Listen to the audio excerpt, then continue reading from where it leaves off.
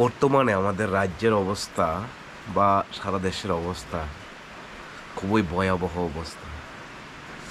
কারণ সরকার চাইতেছে সবসময় আমরা একটা ধর্মীয় সুরসুরের মধ্যে, জাতিগত সুরসুরের মধ্যে একটা উত্তেজনামূলক বা একটা অ্যাগ্রেসিভমূলক আমরা পরিবেশে বসবাস করি।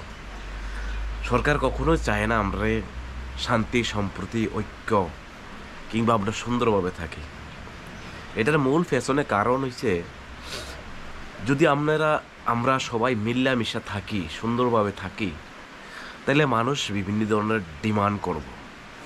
মনে করেন যারা বেকার যুবক যুবতীরা আছে তারা ডিমান্ড করব চাকরির জন্য, যারা কর্মসংস্থান নাই তারা কর্মসংস্থানের খোঁজ করব, যারা বিভিন্নভাবে মানে অর্থনৈতিকভাবে, শারীরিকভাবে, যেভাবে হোক তারা দুর্বল আছে তারা ডিমান্ড করব সেইভাবে। কিন্তু রাজ্য সরকার কিংবা কেন্দ্র সরকার আমরারে বিভিন্নভাবে ধর্মীয় সুস্বর দিয়ে আমরা সবসময় একটা একটা ইয়ার ভিত্তিতে, একটা পরিবেশের ভিত্তিতে স্থিতিশীলতা রাখতে চাইতেছে। এটা মূল কারণ, যখন আপনার সংসারের ভিতরে বা আপনার পরিবারের ভিতরে যখন একটা কাওয়াজ থাকবো বা একটা ঝগড়া বিবাদ থাকবো, তখন কিন্তু অন্য বাইরের একটা মানুষ আয়েসিরা আপনার কাছে কোনো টাকা ধার পাওয়া আছে তো বা টাকা পাওনা আছে আর খুঁজতো না। এমন একটা এক্সাম্পল আপনাদের কয়ে শোনাই।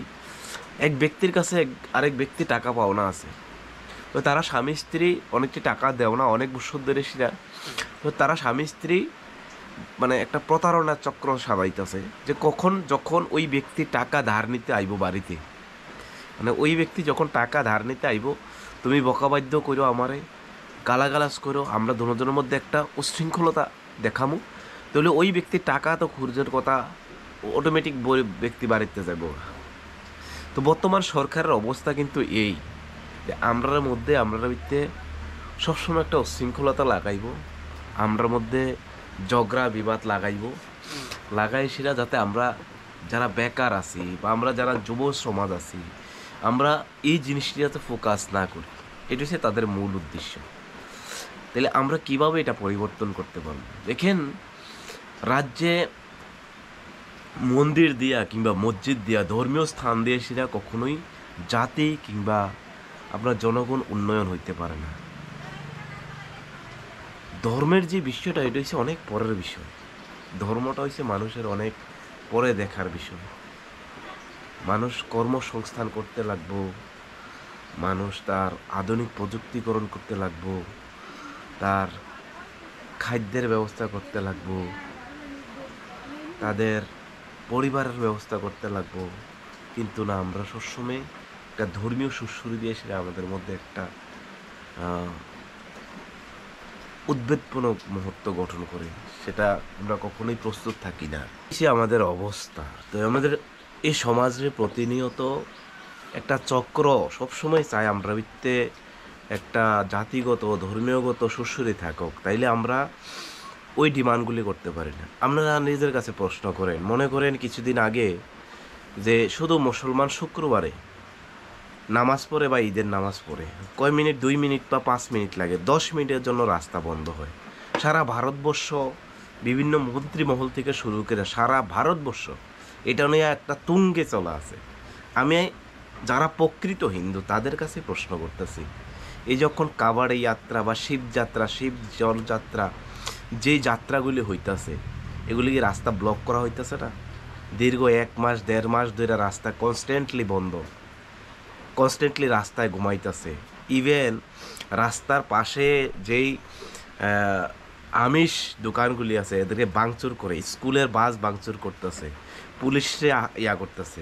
একটা রেল স্টেশনে দেখছেন একজন পুরুষ একটা সিআরপিএফ জওয়ানরে তারা আক্রমণ কিভাবে করছে। তাহলে অ্যাকচুয়ালি তারা এটার প্রতিবাদ করে না।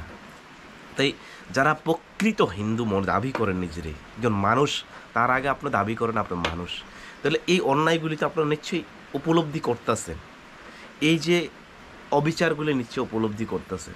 তাহলে শুধু মুসলমানদের টার্গেট করা এর উদ্দেশ্য, এটা রাজনীতি না, এটা সুবিধাভোগী না। মুসলমান এমন একটা অর্থ হয়ে গেছে এখন ভারতবর্ষের মধ্যে, মুসলিম মানে আপনার পলিটিক্যালের ভোট ব্যাংক, মুসলিম মানে আপনার ক্ষমতার ইয়া, মুসলিম হইলে আপনারা ইয়া হইতে হবে। আপনারা বিশ্বাস করেন, দেখেন যখন আজকের থেকে হাজার হাজার বছর আগে সবচেয়ে প্রাচীনতম ধর্ম কিন্তু সনাতন ধর্ম, এটা বিশ্বাস করেন। প্রাচীনতম ধর্ম সনাতন ধর্ম। সেই সনাতন ধর্মরে বিশেষ কিছু সম্প্রদায়, মানে কি বিশেষ কিছু জাতি, যেমন ব্রাহ্মণ জাতিরা আছে, বর্তমানে যে ধর্মের নামে যারা রাজনীতি করে সেইভাবে এই হিন্দু ধর্ম বা সনাতন ধর্মরে শোষণ করে আজ অব্দি শোষণ করতেছে, এখন অবধি শোষণ করতেছে। আপনারা, আমার প্রশ্ন, আপনারা কি সবাই পণ্ডিত হইতে পারেন, পূজা দিতে পারেন? ব্রাহ্মণ ক্ষত্রিয় মেয়ে বিয়ে করতে পারে? দলিতের মেয়ে বিয়ে করতে পারে? পারে না। কেড়ে পারে না? এই যে আপনার ভিতরে একটা ভাগাভাগি আছে।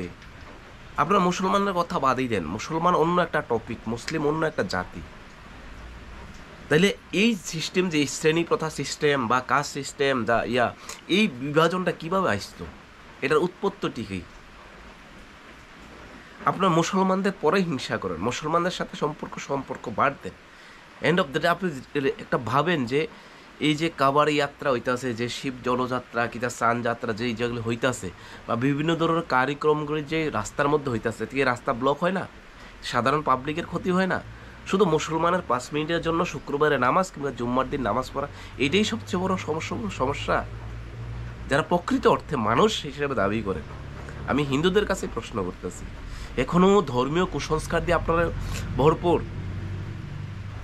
এই দেশ, মনে করেন যেই দেশে সাধারণ একজন এমএলএর সাথে 4-5 জন বডিগার্ড থাকে, বিভিন্ন থাকে, গাড়ি থাকে, পার্সোনাল গাড়ি থাকে, অথচ 40 জন মানে ছাত্রছাত্রীর জন্য একজন টিচার বরাদ্দ করে না। যেই দেশে একজন এমএলএ স্করপিও, ফরচুনার, মানে 50 লাখ 60 লাখ 1 কোটি টাকার গাড়িতে চলে, সেখানে একটা স্কুলের টয়লেট থাকে না। এটাই হচ্ছে আমাদের অবস্থা। বিষয়গুলো নীরবভাবে একটু ভাবেন।